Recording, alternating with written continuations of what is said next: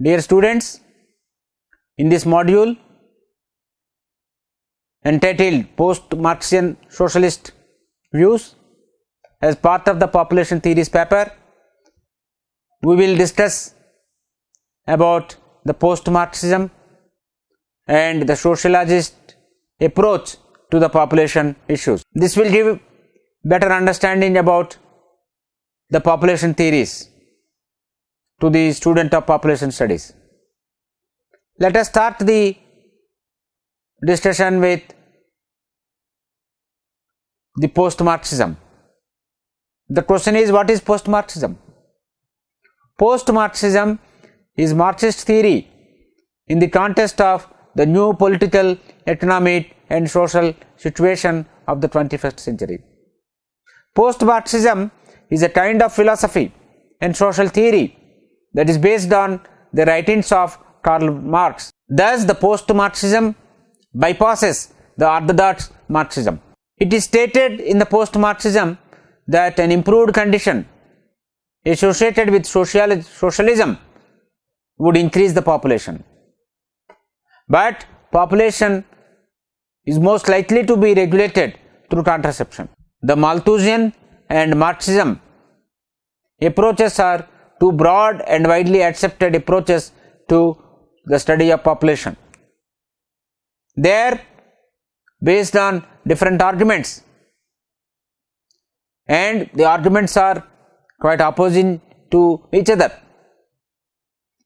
and these arguments have attracted attention of scholars from a variety of disciplines across the world to formulate more viable approach to the population problem. The sociologists, besides the economists, also contributed in the process of providing an alternative approach to the population problem. Let us now look at the approaches given by sociologists to the population issues.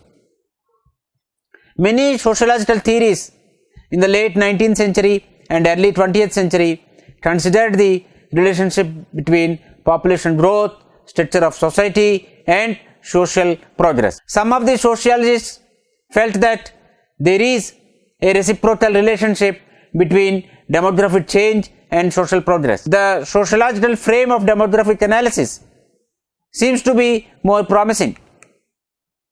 The sociologists took into account an integrated and holistic view of demography, where demographic components were considered socially constructed and sociologically relevant. In studying the linkages between the social phenomena and development of demographic phenomena,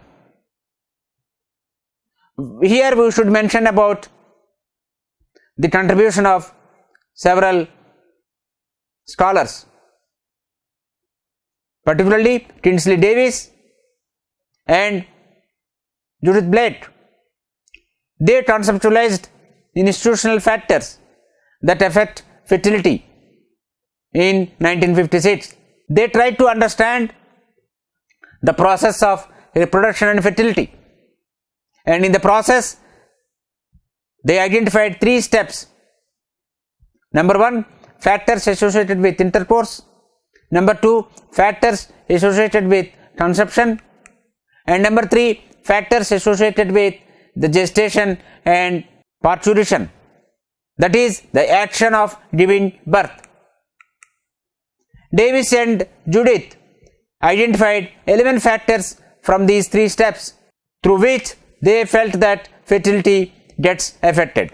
The three reproductive steps and 11 factors through which fertility is affected were popularly called as intermediate variables affecting fertility, or the determinants of fertility. Let us look at the determinants of fertility. Under step 1, we have factors affecting exposure to intercourse, the intercourse related variables. These factors were again classified into two groups: those governing formation and dissolution of unions in the reproductive period. Under this, we have several factors. Number 1, age of entry into sexual union. Here we have two indicators, age at marriage and age at effective marriage. Number 2, permanent celibacy.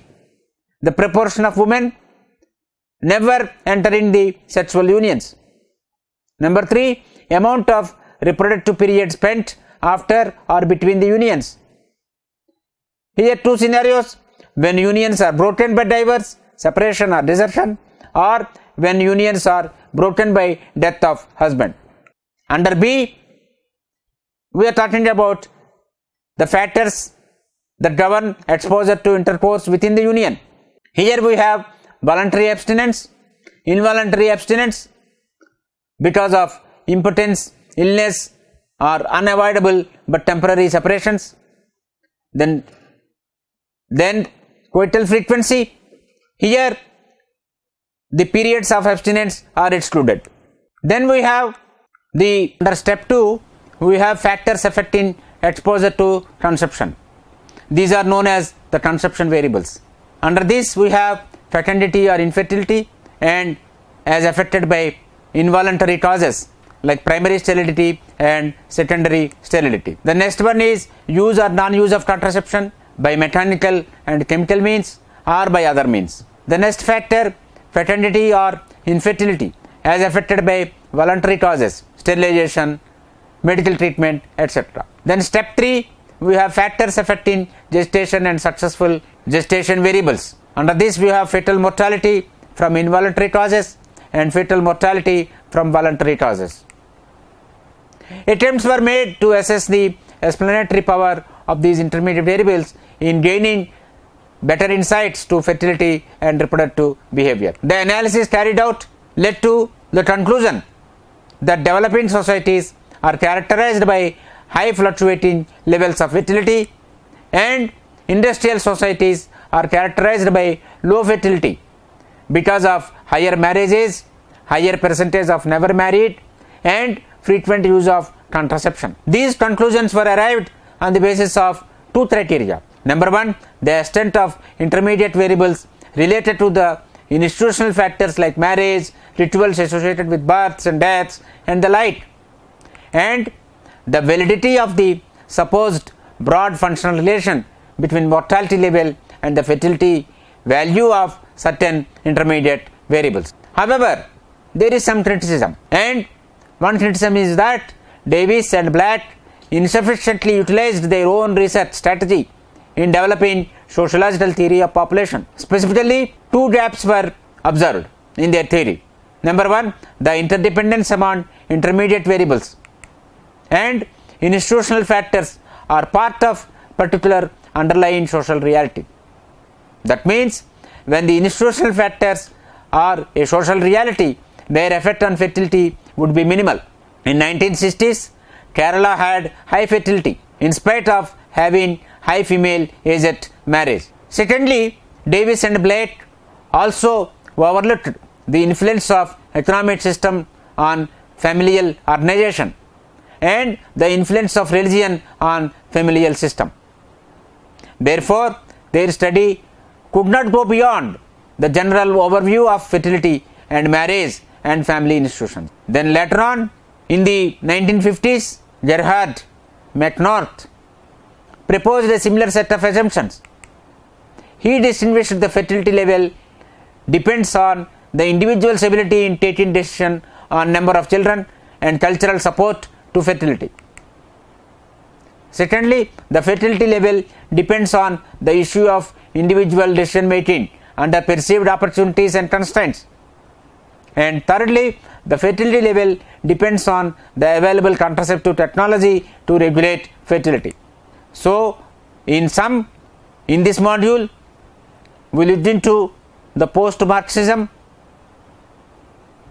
which was the Marxist theory in the context of new political, economic and social circumstances of the 21st century.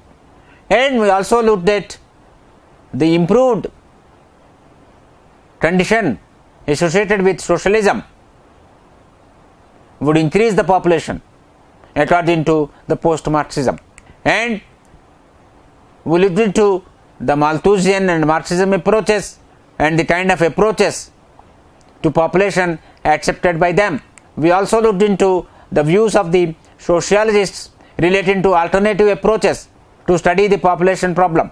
We also tried to understand the sociological theories that were proposed in the late 19th century and early 20th century. And these theories, as we have seen, considered the relationship among population growth, structure of society and social progress. We also looked into the views of the sociologists with regard to the relationship between demographic change and social progress. The sociological frame of demographic analysis was found to be more promising, as we have seen, while the sociologists took into account an integrated and holistic view of demography, where demographic components were considered socially constructed and sociologically relevant. We also looked into the contribution of Kingsley Davis, who lived from 1908 to 1997, and Judith Blake, who lived from 1926 to 1993. We also looked into the conceptualization of the institutional factors that affect the fertility proposed by Kingsley Davis and Judith Blake. We also looked into the 3 steps proposed by Davis and Blake to understand the process of reproduction and fertility. We looked into various factors relating to intercourse, conception and the gestation. We also reviewed the 11 factors from the 3 steps through which the fertility gets affected according to Davis and Judith. We also looked into various factors and various variables that are of relevance for understanding the population situation. We also looked into the proposition from Gerhard McNorth, and who considered that fertility is solely dependent on the individual choice, and he felt that the institutional factors would not matter much. He also felt that the fertility level depends on the ability of the individual with regard to decision making on the number of children, and he also felt that the cultural support to fertility plays an important role here. In this situation, we need to understand this proposition in detail. Let us take an example. The number of children if a couple wants to have, what kind of factors would determine this decision? We also observe that the individual's ability with regard to decision making would matter a lot with regard to the fertility level. Thus, he emphasized that the fertility level is a function of the individual's decision making, and however, the prevailing cultural factors, the opportunities and the constraints also need to be kept in mind. And friends, in this module we try to get an understanding of various theories and various factors and variables that would affect the fertility level in a cultural setting, and we looked into the specific framework given by Davis and Judith, and we looked into the kind of limitations of the framework provided by Davis and Judith. We also looked into other frameworks provided by demographers which are slightly deviant from the framework given by Davis and Judith. In a nutshell, this module helped us in understanding the views of the sociologists and the sociological frame of demographic analysis. One has to understand the sociological frame of demographic analysis to understand the fertility trends and fertility determinants. Thank you so much.